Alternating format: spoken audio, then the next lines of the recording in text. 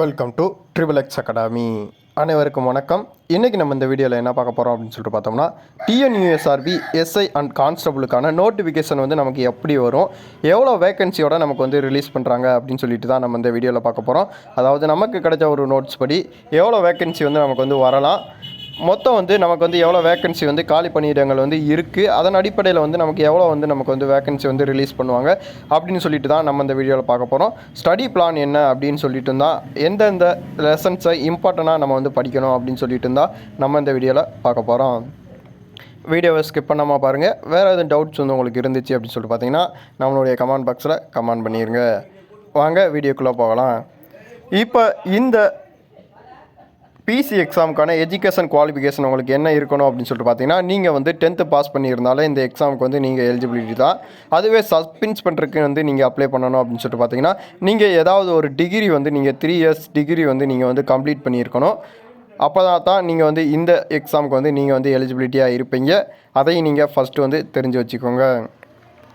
இந்த எக்ஸாமுக்கு வந்து வேகன்சி எவ்வளோ வரும் அப்படின்னு சொல்லியிருந்தீங்கன்னா, இப்போ அறிவித்த அதாவது 2025-26க்கான பட்ஜெட்டில் அறிவிக்க போகிற வேகன்சி எவ்வளோ அப்படின்னு சொல்லிட்டு பார்த்தீங்கன்னா, டோட்டலாக டிஎன்யூஎஸ்ஆர்பியை பொறுத்த வரைக்கும் 10,000+ வேகன்சி வந்து நமக்கு வந்து இருக்குது அப்படின்னு சொல்லிட்டு நமக்கு வந்து அறிவிச்சிருந்தாங்க. இந்த 10,000+ வேகன்சியில் எஸ்ஐக்கு எவ்வளோ வேகன்சி வரும், பிசிக்கு எவ்வளோ வேகன்சி வரும் அப்படின்னு சொல்லிட்டு தான் நம்ம பார்க்க போகிறோம். பிசியை பொறுத்த வரைக்கும் உங்களுக்கு வந்து இந்த வருஷம் வந்து வேகன்சி அப்படின்னு சொல்லிட்டு விட்டாங்கன்னா 6,000+ வேகன்சி வந்து நமக்கு வந்து ரிலீஸ் பண்ணுவாங்க. வித் எக்ஸாம் எழுதினீங்க அப்படின்னு சொல்லிட்டு பார்த்தீங்கன்னா வேகன்சி இன்க்ரீஸ் ஆகிறதுக்கான அதிகமான வாய்ப்பு வந்து உங்களுக்கு இருக்கும். எப்படியும் ஃபஸ்ட்டு வேகன்சி உங்களுக்கு ரிலீஸ் பண்ணும்போது 6,000+ வேகன்சி வந்து ரிலீஸ் பண்ணுவாங்க.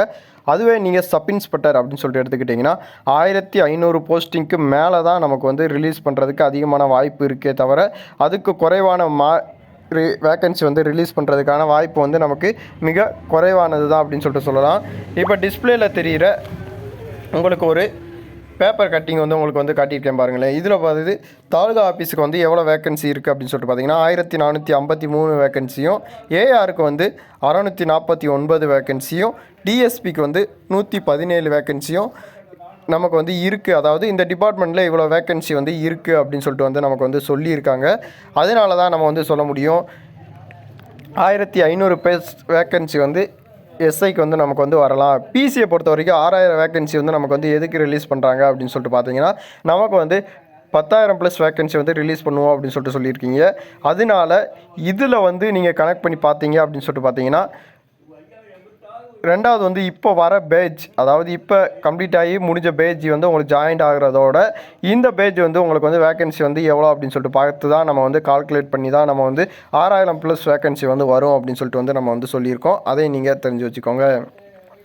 இந்த எக்ஸாமுக்கு வந்து நமக்கு என்னென்ன குவாலிஃபிகேஷன் இருக்கணும், அதாவது நீங்கள் வந்து எஸ்ஐ அதாவது சப் இன்ஸ்பெக்டர் படிக்கிறீங்க அப்படின்னு சொல்லிட்டு பார்த்தீங்கன்னா என்ன குவாலிஃபிகேஷன் இருக்கணும், சப் இன்ஸ்பெக்டர் ஆவது எப்படி அப்படின்னு சொல்லிட்டு நம்மளுடைய வீடியோவில் வந்து நம்ம வந்து போட்டுப்போம். அதாவது அந்த குவாலிஃபிகேஷன் இருந்தால் நீங்கள் வந்து சப் இன்ஸ்பெக்டர் ஆகலாம் அப்படின்னு சொல்லிட்டு வந்து நம்ம வந்து சொல்லியிருந்தோம். அந்த வீடியோவும் பிசி அதாவது கான்ஸ்டபிளுக்கு வந்து என்ன குவாலிஃபிகேஷன் இருக்கணும் அப்படின்னு சொல்லிட்டு அதுக்கும் நம்ம வந்து தனியாக வீடியோ கொடுத்துருக்கோம். அதுக்கான லிங்க்குமே நான் இந்த வீடியோ கீழே வந்து உங்களுக்கு வந்து ப்ரொவைட் பண்ணுறேன். அதை நீங்கள் செக் பண்ணி பார்த்துக்கோங்க. இதுக்கான இம்பார்ட்டன்ட் லெசன்ஸ் அப்படின்னு சொல்லிட்டு எடுத்தீங்க அப்படின்னு சொல்லிட்டு பார்த்தீங்கன்னா, நம்மளுடைய ப்ளேலிஸ்ட்டில் போலீஸ் சிலபஸ் அப்படின்னு சொல்லிட்டு ஒரு ப்ளேலிஸ்ட் இருக்கும். அந்த ப்ளேலிஸ்ட்டுமே நான் வந்து உங்களுக்கு வீடியோ கீழே தரேன். அதில் வந்து 6 முதல் 10 வரை நம்ம எந்தெந்த லெசன்ஸை இம்பார்ட்டண்ட்டாக படிக்கணும், அதாவது நீங்கள் இப்போ எடுத்துக்கிட்டீங்க அப்படின்னு சொல்லிட்டு பார்த்தீங்கன்னா டோட்டல் புக்கை தான் நீங்கள் வந்து கவர் பண்ண முடிவு பண்ணுவீங்க. இப்போ வந்து நமக்கு வந்து ஜனவரியில் வந்து நோட்டிஃபிகேஷன் வந்துருச்சு அப்படின்னு சொல்லிட்டு பார்த்தீங்கன்னா, நெக்ஸ்ட்டு வந்து 3 மந்தில் வந்து நமக்கு எக்ஸாம் வந்து கால்குலேட் பண்ணிடுவாங்க.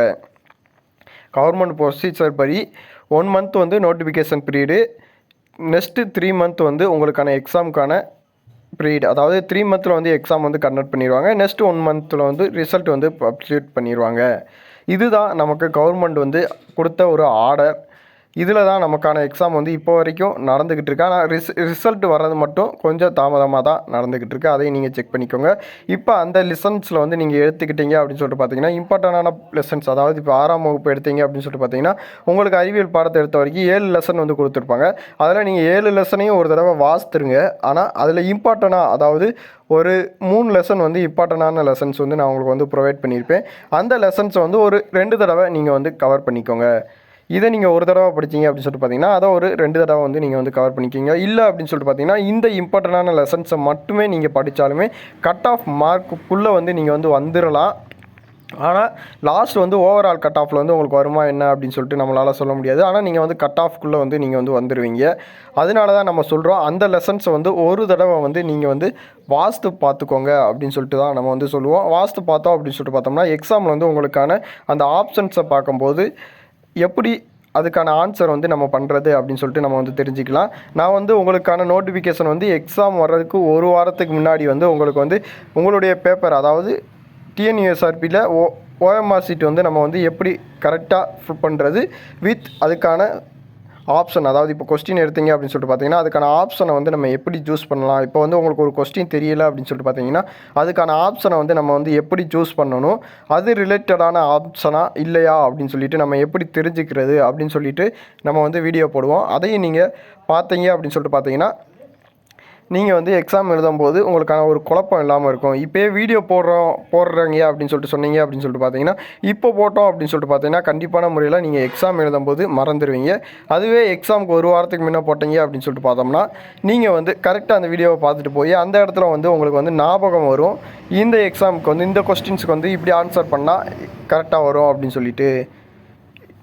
இந்த எக்ஸாமை பற்றின வேறு எதுவும் டவுட்ஸ் வந்து உங்களுக்கு இருக்குது அப்படின்னு சொல்லிட்டு பார்த்தீங்கன்னா நம்மளுடைய கமெண்ட் பாக்ஸில் கமெண்ட் பண்ணிடுங்க. நன்றி, வணக்கம்.